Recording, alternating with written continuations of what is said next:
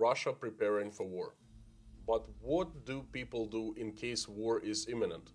Well, obviously they try to get healthy supply of food, because food and water is what really matters in SHFT situation, and war is certainly a situation like that. In this video, I'll take you to a large Russian food supermarket to take a look how Russians hoarding food to prepare for war. Then I'll give you my thoughts of what's going on currently right now in Russia and the rest of the world. And at the end, I will share my thoughts on who is responsible and who benefits.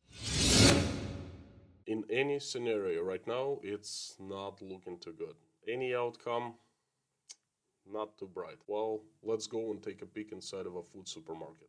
This is a large food supermarket.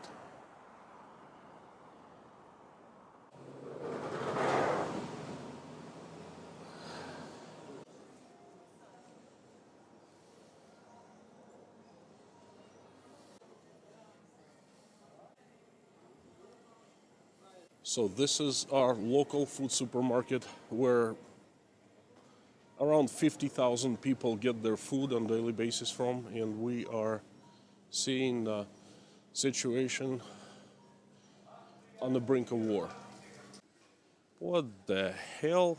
Where are all the people hoarding stuff? Wait, there are no people, but perhaps it's because of there's no food. There's lack of everything, shortages. Let's take a closer look. Let's start with staples. 2 years ago, when COVID just landed to Moscow and people were panicking, they were really hoarding food, and they started off at this section, pasta and porridges. Because these things are cheap, easy to make, and they last a long time, years. There is nothing, absolutely nothing of short here, fully stocked. Let's just take a little walking tour. There are different oils, sauces, fully stocked.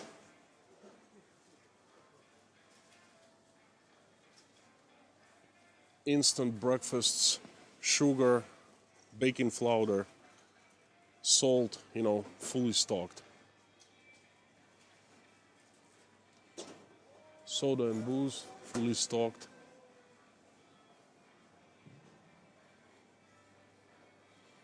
And we're coming off to the produce section. Да, спасибо. Tims. Apples, just veggies. This is all you need to stay fat and healthy. Perhaps shortages of meat, sausages, milk, dairy, cheese. This is the meat section. It's flickering. Pork, beef. This is poultry. And this is milk, sour cream, yogurts, butter, cottage cheese.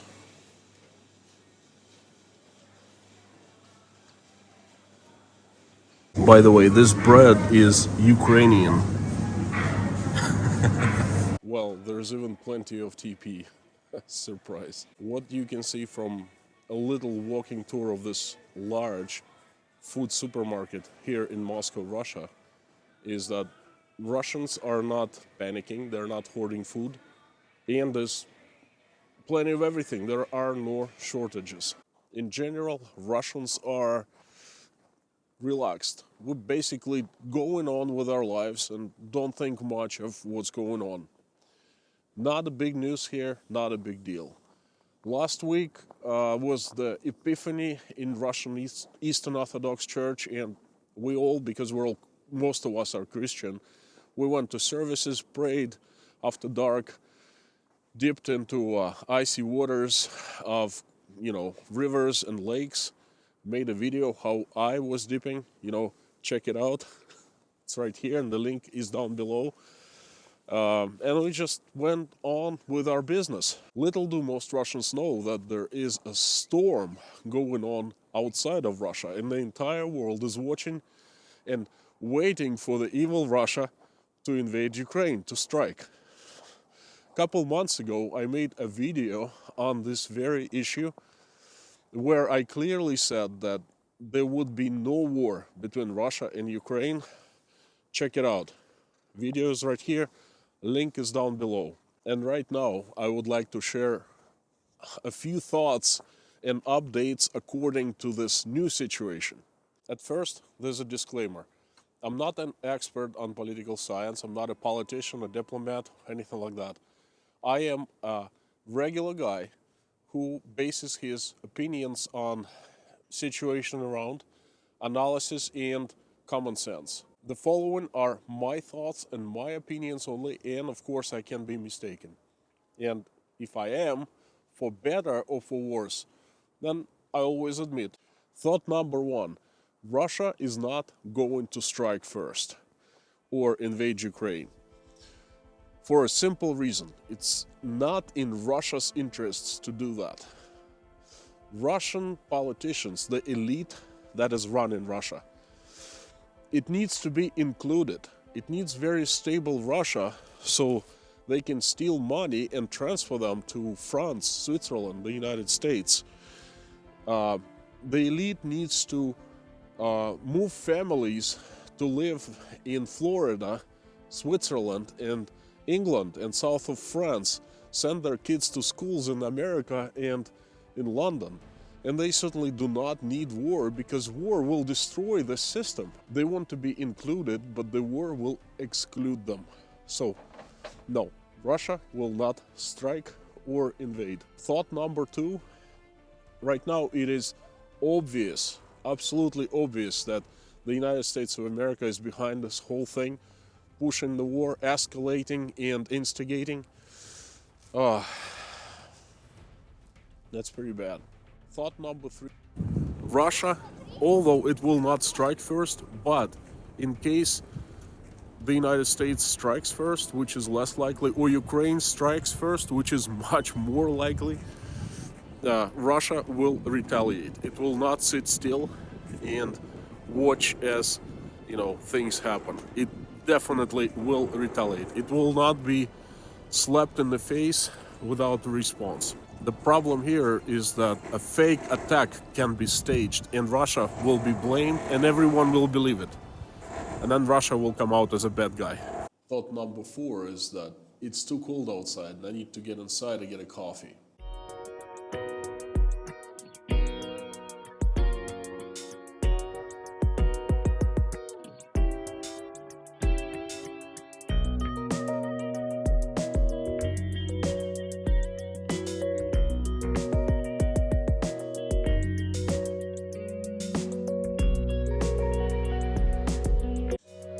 While I'm drinking coffee and warming up, I will deliver a message from my sponsor.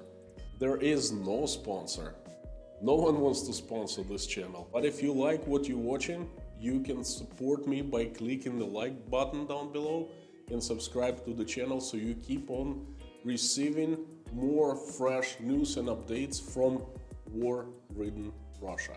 Thought number five, or perhaps 4.5.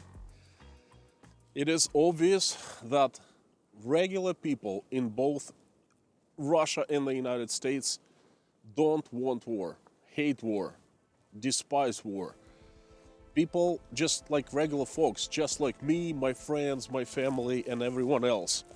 I mean, if you look around and ask anyone in Russia if they want to go to war with Ukraine or invade Ukraine, they would look at you like you absolutely insane.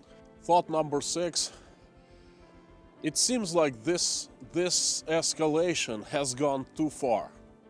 And this could be the point of no return at this point. I know that Russia definitely has pride, dignity, and not going to back out of this situation easily.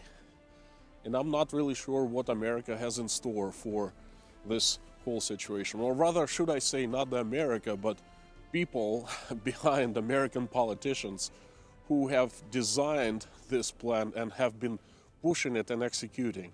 And it's certainly not the current administration, not the president or vice president, because These people are not capable of playing games like that. And thought number 7, it's not good. It's not good, and it's not going to be good for, definitely not for Russia, because Russia, even if this whole situation stops right now and we go back to normal, Russia's image has suffered greatly, and it's considered even more evil now, okay? Not gonna be good for Ukraine. Well, Ukraine is screwed in any way because, you know, it's not a sovereign country. It's run by a puppet government. In the United States, well, if this conflict keeps on escalating, things not gonna be good for the United States either. But if everything stops right now, the United States can come out as a winner, okay? That could be a winning scenario for the country. The American message will be something like, hey, look, we pressed Russia really hard and we defended small, poor Ukraine from being invaded and like taken over by huge, evil bear Russia. Now, let's try to answer the most interesting question. Why and who benefits? There are 2 theories, and another disclaimer, they're not my theories, I've heard them, but they kind of resonate to what I think. The first theory I call the face slap, and the second theory I call the traitors. So the first theory is the face slap. It is not a secret that the United States and China are in a state of Cold War. Who is going to be number 1 in the world? The United States has been for the past 30 years, and China is challenging America for this spot. China has advanced a lot, and it's right there, close enough to topple the United States from the top spot. And what's gonna happen this coming February in just a few short weeks? That's right, the event that can give China advantage, the edge over the United States. The Winter Olympics. Now, China has been preparing these Olympics for quite some time, and it's going to showcase its might, its power, its excellence and magnificence. This is going to be quite the games. Perhaps my American friends don't know that, but the Olympics that happened in the United States all of them were poorly organized, and the ones that happened in China previously were excellently organized. Most Americans probably haven't even thought of that, but that's a very popular opinion outside of America in the entire world. And these ones in February is gonna be fantastic, I'm pretty sure, because Chinese are putting so many efforts into this thing. And it's going to be a slap in America's face. China is going to send the entire world the message, and the entire world will be watching, of course. The message is, look, we are number 1. We are the best. We are the most excellent. China is going to prove that it's an excellent country, technologically advanced, a marvel of modern world. The country is so fit to lead everyone. That the message will be strong. America knows that. I mean, people who run in America, they know that, and they don't like that. And they're trying to do something to distract attention of the entire world from China, from the Olympics, towards, another event. But the event must be really, really serious, like a war with a huge country, a bear invading tiny little defenseless country. It must be so emotional, so, righteous, justified, that it will distract all the attention from the China in its marvelous Olympics to something else. I mean, America has pulled it once before. 8 years ago to the date, America was staging a coup in Ukraine, and that situation was pulling attention from the Olympics in Sochi, and America succeeded. So it might succeed this time with the Chinese Olympics. So instead of having a slap in its own face, America is slapping Chinese face by this proxy war with Russia. The Olympics will be tarnished, and the goal of Chinese of spreading the message of Chinese superiority and excellency will not be reached. This is the theory number one, and it's very possible. Theory number two is more sinister, more complicated, and if I was told 3-4 months ago that, I would dismiss it. But more I see of the current situation developing, more I think and analyze, I find this theory more and more viable. I call it the traitor theory. Now, the United States is facing off Russia. Ukraine has nothing to do with it. It's really about the United States, not the NATO, because we all know what NATO is. The United States says jump, and all NATO members immediately come back with the question, how high? So there's a face-off between Russia and the United States. In case there's a war, both countries are gonna lose. Great deal. Russia is going to lose probably everything. It might lose its independence, it will lose its financial reserves, economic situation will be devastated. Not good. Image of Russia, it's now already not that great, and it's going to be just treacherous. So Russia is going to lose, no matter what. The United States is also going to lose, because this war, possible war, will bury the United States in the long run. In the short run, the Democratic Party might score some points and might win next elections to the Congress, but in the long run, we all understand that it's going to be a huge blow to the country. The national debt will grow further by a huge deal, because as soon as the war breaks out, first thing the Democrats will go and will ask for more trillions, and they will spend it unwisely, of course. People will just, I can go on and on and on. In the long run, this war will be a disaster for the USA. But there's a third party that has been very quiet in the past months and kind of sitting there on the sidewalk and just watching the big boys fight. I think you know what that country is. China. This is actually making very much sense. China has set up a trap for Russia with help of the United States. China is waiting for the war to break out. It will wait until Russia is on its knees. Then China is going to step forward and offer assistance in rectifying the situation. It will say something like, hey, listen, we see that you are being treated unfairly. We see the whole situation. We've been seeing it right from the start, and we understand what's going on, but we're going to help you. We're going to end this war. But in return, you just don't have to do anything. Just small things, For example, let the Chinese capital into Russia. Let the Chinese banks operate in Russia. Let the Chinese companies lift customs duties for Chinese manufacturers. Something like that. And of course, we'll sign a close military alliance. Things like that. Small things, no big deal, okay? And Russians will do that, because they will be in a corner with no choice. They will do that. And then China will possess Russia within few short years, and it'll become an unstoppable force that will take over the world. I think it's unstoppable force as it is right now, but is with Russia, with Russia's resources, land, and, everything, all the riches, not people, just land and the riches, China will take over the world quicker. And the United States is certainly going to be the loser of the whole thing. But why the United States is helping China to set up this trap for Russia?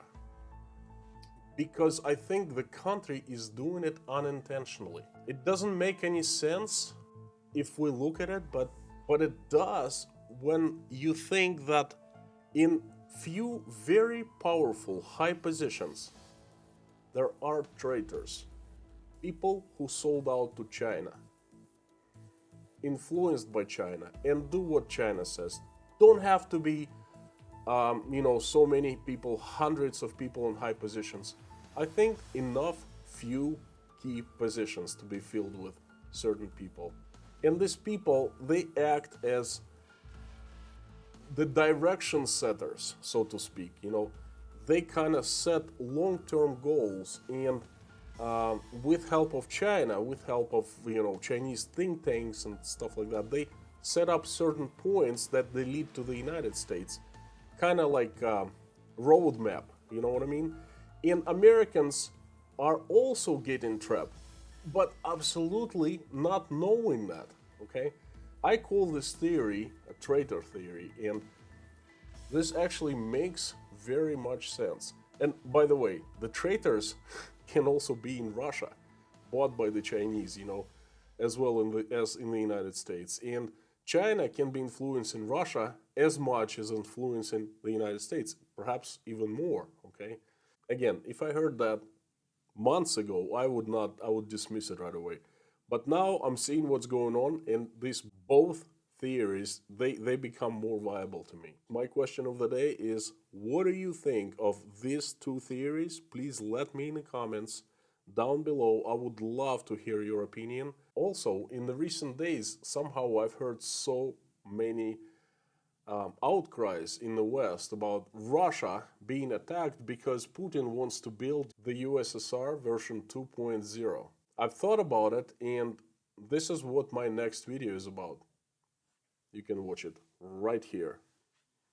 Is the USSR 2.0 possible and or is dangerous? I'll see you there.